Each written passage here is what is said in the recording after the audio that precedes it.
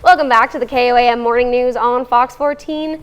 We are back in studio with Chef Anthony Fisher, and we are still, so we have the finished product. We have the finished product, but we're going to go through the hard part now. Oh man, I was hoping we could skip all that. We're at temperature right now, so what I'm going to do is I'm going to take my whisk, and I'm going to start whisking my sugar, and I'm slowly going to pour in my cream. Oh. And you can see all the steam from the moisture, the water that's in the cream is coming out really quickly. Oh wow, that looks completely different now. It's more, before it was all liquid, now it's kind of like a foam. A foam, yeah. And we have all of our cream in, and we're going to give it a really good whisk.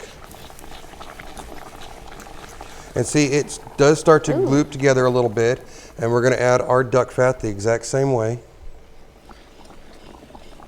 Okay, so can you remind me what the duck fat does? The duck fat adds, instead of using butter, the duck fat is just the fat, just adding more fat to it so that you get a little bit more flavor to it. And I like the duck fat because it does give you that option of putting it in the freezer. You can't do that with butter. Okay. So right. The duck fat will allow you to put it into the freezer. Now we'll cook it up to 250 degrees. When it reaches 250 degrees, we'll take it off of the stove and we'll add our bourbon and our vanilla. And we'll line a pan with just some simple parchment paper. Push it down into the corners. It doesn't have to be fancy because it's homemade, it's handcrafted. So you want those little imperfections of the paper in your finished candy. Okay. So, and then spray it a little bit with some pan spray, pour right into it, and away it goes. Right. So we're almost back up to temperature again. Yeah. So what is that? What are we at right now? We are at 230 degrees. Okay. Oh wow, it's really foaming up there. Oh yes. And the smell has completely changed. It has. It kind of smells like when you're making pancakes. Does that I like that resonate smell with you? And it hits different for different people. I had a chef that I worked for who said it reminded him of Belgian waffles. Not Eggo waffles, but Belgian waffles. The real stuff. The really good stuff. So, and I'm just watching my temperature, and I'm almost there. And we will pour this and the salt into it in just a second. Okay, now it's starting to smell a little more like the caramel that I'm kind of used to. Adding 1 tablespoon of my salt.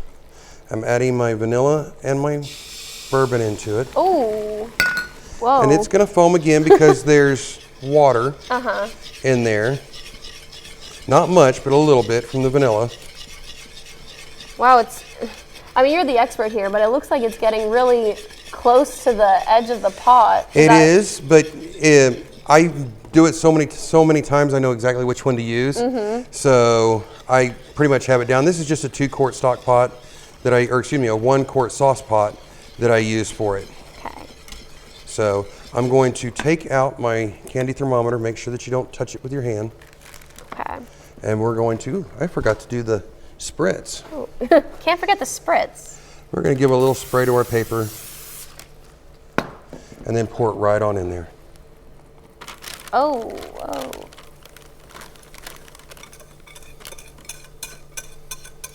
Just that simple. And let it sit.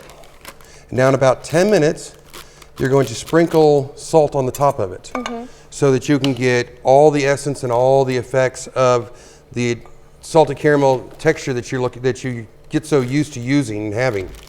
And to wash, if you take this and all your sticky stuff, put it back in the pan, put water in it, put it back on here and boil it for 4 minutes, all the sugar will cook off of your utensils. Oh. Makes it real easy to wash. I was going to ask And then about another that. minute or two, the pan will wash real easy. Oh, perfect. So it'll make life real easy for you to do. Yeah, I think that was the one thing that was kind of stressing me out when I was looking at this. I was like, how do you clean all that off? So that's the easiest way to do it. That's how I teach my students to do it.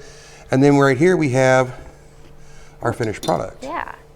And it's beautiful, and you can see the large salt crystals that I use. You can actually see them on top of the caramel, so you know you're going to get that flavor that you're looking for. Yeah, no, that looks really good. Oh, you're going to cut a piece? We're going to cut a piece off just for you.